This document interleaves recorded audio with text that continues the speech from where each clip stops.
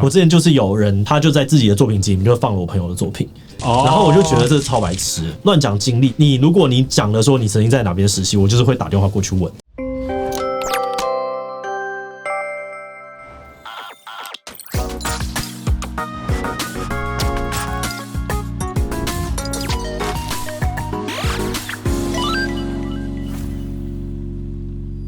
Hello， 大家好，我是志祺，今天回到我们的新系列志祺今天不读稿。那今天我们要来聊聊的主题是求职。嗨，大家好，我是关杰。为什么要聊这个呢？是因为最近求职季也开跑一阵子了嘛。虽然我们频道也做过好几支跟求职有关的影片，可是我们没有真的请过志祺本人用一个老板，然后用一个真人者的身份去分享自己的经验。每次到这种毕业季节啊，网络上就会开始出现很多教你怎么找工作的文章，像要怎么去面试啊，然后怎么写履历啊，等等等等。每个公司我相信状况都不太一样。那我们就今天想问志祺，从一个新创老板的角度来说，你会觉得哪些求职技巧或者求职教学是真的派得上用场的？环节大概分成3个嘛 ，OK， 就一个是找工作，然后一个是写履历，然后最后是面试。那我们就一个一个来。要怎么找到适合自己的工作？我们就在网络上找到一个叫4象限求职表格的工具，我们可以一起来看看这个东西。它其实就是把求职这件事情分成4个象限嘛。志祺，你觉得这样的表格有没有用吗？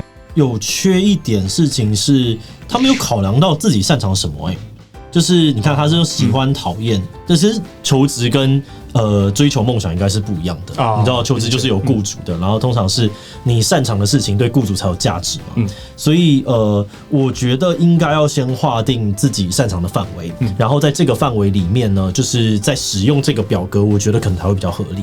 然后另外，我觉得如果是真的有几家公司在选的时候，可能也要再看看一些更细的条件了。我如果是一个不会写程式的人，我总不可能去应征台积电之类的。对啊，我最喜欢做的事情看动画，然后最讨厌做的事情录影。你讨厌的事，但可能还是求职很重要的一个技能。对啊，我最讨厌的事情读稿，但我很擅长。但下一步有时候很残酷嘛，就是我觉得这个东西适合我，但我去投，可能就一直都投不到。有一种讲法就是说，你可能是你的履历投的太少，投的不够。那你觉得这个是一个合理的说法吗？我自己觉得比较根本的原因，可能是没有理解工作的供需状态跟门槛。如果是很竞争，然后有一定门槛的那些职缺，我觉得你没有相关的经验或者产出，然后就说我是想来学习，公司是不可能会收的。然后甚至连这个寄信通知你不录取都不会，因为那也要花时间。然后再来是第二个，可能履历写得太烂跟太随便，因为在台湾来说，除非你是想要累积大量的面试经验，不然呢，反而会建议不要广撒履历。因为大家就是看得出来这个东西是广撒的，所以可能你反而去锁定几家你真的很欣赏的公司，好好的去准备履历，我觉得机会是应该会比较大一点。你要选公司，公司选你，这是2个双向的。所以如果你没有告诉公司说我有这些能力很 fit 你就会被别的竞争者给竞争掉。那我们在网络上就有看到一些大家整理的履历雷点，几大雷点。那我们来看看志祺，你觉得是雷还是其实还好？第一个，履历的照片太搞怪。履历照片太搞怪了，就是很多奇奇怪怪的照片。我觉得好像是雷雷吗？为什么？我觉得好像雷你真的会看到很怪的。你看过多怪的？就那种把照片弄成什么游戏王卡的你不会觉得这个人怎么那么有创意？好，我真的会多看2眼，但是那也要 fit 这个公司。有认真做资讯设计的，我觉得会。就我们公司真的有在他就是整个履历很资讯设计的呈现，然后我们就觉得这个人好有趣，然后或者是履历用漫画来呈现，我们觉得很特别，而不是你为了抓眼球而抓眼球。我不知道这个游戏王卡的设计跟你现在想要求职这件事情，它的关系到底是什么？对，我打的是宝可梦啊。那第二个，写错字，尤其是写错公司或是老板的名字，就比如说志祺写成这个志祺，我觉得这个是小雷，对我来讲没有到很大雷，但是他还是会扣分。你会觉得说，连公司名字都写错，你到底还有什么东西是 OK 的？就你是不是很粗心？对，毕竟我们负责的事情就不太能够粗心这样子。那第3个，履历不太完整，像是没有写自传啊之类的事情，不够完整吗？我觉得还好，我反而通常是履历里面的无用资讯太多，就是我其实不需要知道你家里有多少人，然后从小有得过什么奖，然后跑过什么东西，就是那些东西，除非你觉得跟你的个人特质很有关系，然后会影响到你接下来这边职位，你才要带，不然的话，我都觉得那些东西就不用写。对，这不是在申请大学。但是我觉得可以做的事情是，你曾经遇到过什么样子的大问题，然后你做了什么样的假设，然后你有什么样的对策把它解决，然后这个东西如果跟我们的求职东西很有连结的话，我觉得那是非常加分的。再来下一个就是这个算是相反吧，就是过度美化自己的履历，或者他讲的其实不是真的。这已经是超大雷。我知道，就是大部分的人一定会有一定程度的包装，对啊，隐恶扬善，就是你会讲对你自己有利的事情嘛。但是业界的消息是真的很灵通的。我之前就是有人他就在自己的作品集里面就放了我朋友的作品。然后我就觉得这是超白痴，乱讲经历。如果你讲了说你曾经在哪边实习，我就是会打电话过去问。我还是建议要诚实啊，不然你作弊拿到的东西，最后只会害到你自己，因为你会把你自己卡在一个你其实本来就到不了的位置啊。对，然后你卡在那个地方，然后你就会被困在那个地方，这个才是作弊最大的问题。那下一个环节就是终于到履历结束，我们终于到面试的环节了。我们找到网络上整理一些面试的几大雷点，我们来看看之前你觉得雷还是其实还好。第一个就是迟到，面试迟到，雷吗？你想扣分啊？如果没有什么很好的理由，然后你就是迟到，你就会觉得在干嘛？第二点，准备不够充分，就是像有些跟你问他跟什么设计有关的题目，他答不出来之类的，你觉得这样如何？我觉得答不出来是还好。就是真的有做功课是加分，但答不出来就还好，因为有些题目可能本来就会答不出来，只是想要看看答不出来的反应到底是怎么样。就是可能你是承认吗，或者硬讲啊，打哈哈绕一绕，然后实际上没有讲。就我们想要知道你面对一个你其实没有办法的答案的时候，你会怎么样？因为这其实是在职场上面蛮容易遇到的事情对，然后我们公司蛮注重这个诚实坦率的事情。对，说谎就很不行的。对，说谎就会对我们来讲比较痛苦。如果是他没有说谎，他很乖的回答，但他可能没有自信，所以他就讲很紧张啊，结结巴巴，或反过来太过骄傲了，就是不停的吹牛或是自视甚高。那你觉得这种状况觉得如何？态度问题。你当初面试的时候是哪一种？我吗？那个不要让主管看。我觉得就一半一半，这好像有点难决定。就是你不要没有自信到影响讨论品质就还好。我也不觉得有自信是坏事。重点呢还是你的这个自我评价跟能力是否相符。就如果你今天就是写的这个东西爆炸强啊，很厉害，但是我们看一看，就是这个东西就很废啊。那这样子就不太好。太有自信跟太没自信，你觉得哪个比较好？我觉得不同的职位有不一样的想法。就是我觉得如果是大家是初次要出来学习的，我会建议你抱持着不要太有自信的态度，其实比较好。原因是因为你这样子，你才会觉得你可以继续的学习东西。但我后来有意识到有两种老板，有一种老板是以自己为公司的天花板为傲，就是他就是我公司最强的人。那这种人很容易跑去创业。但是这个概念呢，就会变成他的一个瓶颈，因为不可能什么事情都你自己做。对，所以我觉得这是要看你的那个职位，不要觉得自己太棒。这件事情通常能够帮助你蛮多的。好，那再下一个就是讲自己前公司或前老板的坏话，你觉得这是可以的吗？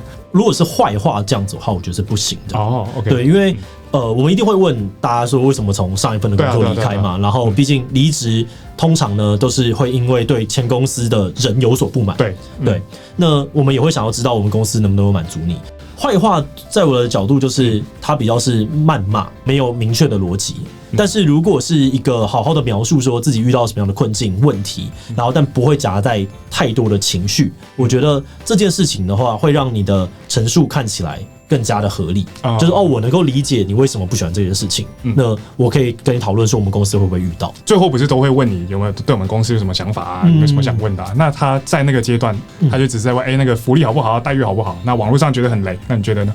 我觉得还好啦，这没有不能问啊，就是你在意就是问清楚嘛。这种东西不就是劳资双方要好好的把东西都摊平吗？就是好好的讲啊。但有些人就不讲，我也不知道为什么。不过我觉得面试者是可以同理一下公司的角度，你除了福利待遇之外，工作内容帮助你增加两边了解的事情都问一下，因为可能你一股脑的问待遇，就是会让人觉得说你其实没有那么在意工作内容。如果你不是这样子的人，但是你只是因为问问题的方式就让别人有一个这样子的印象，我觉得有点可惜啦。然后另外提醒是，我觉得如果你是在意这个劳资关系的话，你不要单问月薪，你要问的是年薪，因为年薪里面会包含可能像是加班费啊，然后奖金啊、年终，然后这些东西你都可以去跟他讨论说，那这些东西到底都有，这个才更准确。对，我觉得年薪是相对准确一点的。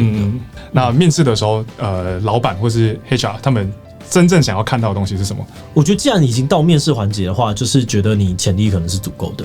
然后所以对于公司来说的主要目的会是第一个是验证专业能力，看看你的面试表现出来的能力啊，跟笔试履历的内容是否符合。然后第二个是观察他的人格特质，比如说可能过往的经历，你遇到困难的时候你怎么样解决，然后希望是言行一致的，不要这个行为跟价值观可能不符。另外也会看一下气质，就是这个观念啊，然后还有整个人散发出来的样子到底适不适合我们公司，因为毕竟是要跟大家协作的。分享完各种关于求职的想法之后，那接着就是我们的实际演练。这次我们的干爹是1111人力银行，最近他们把 App 的功能大升级，所以我们今天邀请志祺用1111找工作 App 来实际求职看看。那我们这边就有帮志祺先设定好一些人设。那今天我们要实测它的几个功能，然后第一个功能叫做快速配对，它的特色就是可以让你很直觉的去选择一些职缺条件，然后10秒内帮你推荐职缺。好快！你可以找说你要我要全职的全职工作，然后我要在北部，我要在下降台北市，天龙国人，然后台北市全部，好决定。再下一步，好，然后我要找我是美编设计，老本行，对，852个，它这样一直往下塞。变多了。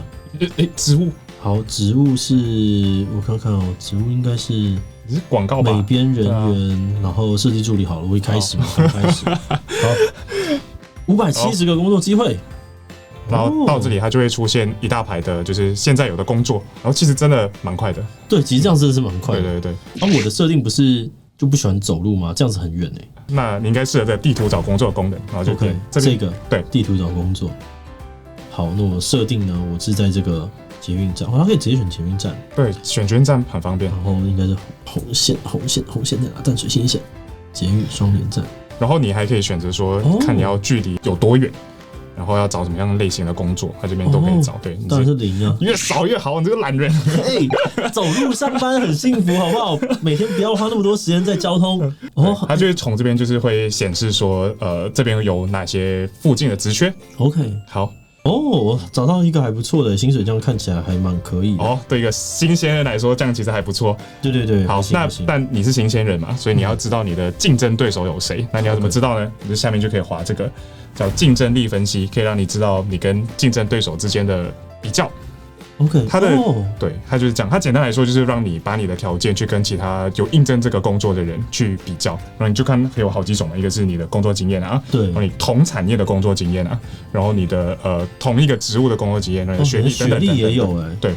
我会知道自己的定位在哪边，对，你就知道自己有几两重。这样看起来，我应该还可以啦，还可以啦。你觉得这样 OK 之后，你就可以直接按我要应征。好，那恭喜志祺，你已经找到工作了。我们这个集团解散。找到自己想要的职缺之后，接下来就是投履历啦。那如果顺利的话，接下来就是面试嘛。这个 app 有另外一个功能，我觉得蛮方便的，它就叫做我的面试，它就会帮你去整理你收到的所有的面试邀约，然后在面试前24个小时就会跳通知提醒你去，你就不会迟到了。你自己有忘记了我的经验吗？没有，我的面试官迟到过。面试官迟到过吗？不过你要拿到面试机会，首先你就要先写好履历嘛。那志祺作为一个社会新鲜人，肯定还是不太会写履历。那我们这边有个酷工具，就叫 AI 履历诊断，就是用 AI 帮你去看履历啊，看你有没有哪些需要加强啊，哪些需要去补充的地方，然后也可以教你去怎么去调整你的履历。对啊，我现在是要来开始写履历。没错，我们要写履历。好，那你就先点这边，然后去写你的自传。这太难了吧？等一下我真的很久没有写这种东西了。你这个菜鸟老板，好，我就知道你们这种菜鸟都不会写自传。那我们今天其实111就有一个叫自传魔法师的功能，你只要点这个开始使用，它就会帮你去写。他会帮我直接写吗？开始产生自传，然后复制全文，然后它上面就会出现这个。哇，其实很强你不觉得其实真的蛮强的吗？哇！然后它有不同的范本，我没有33岁啊，我32岁啊。然后他大概知道什么设计会用一些什么样的工具啊、功能啊什么干嘛的。好，选择读取前一份是 OK。那除了这个之外，还有几个范本，你可以看你想要用哪一个。它有不同的，对，都是合理的东西已经比我看过了很多自传都写。对，所以其实你可以就直接拿这个拿去改就好了。好方便哦。